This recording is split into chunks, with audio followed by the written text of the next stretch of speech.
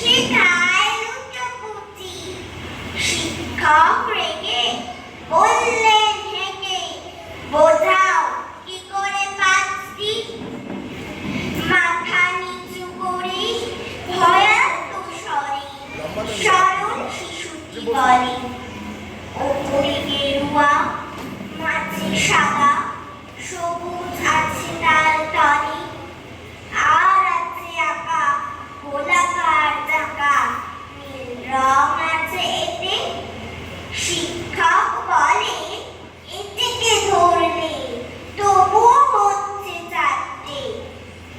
অবোধ শিশুটি বলল তখন, রং আছে আর এক, লাল লাল ছোপ, দাগ দেখা যায় ওই পতাকার মাঝে। বাবাকে যখন আনলে ওরা কফিনের ঢাকা খুলে, জড়ানো রয়েছে দেহখানা তার পতাকা আর ফুলে। রক্তের দাগে ছিল লাল ছোপ ওই পতাকার মাঝে। এই নিয়ে মোট হলো পাঁচটি, এবার তো ঠিক আছে।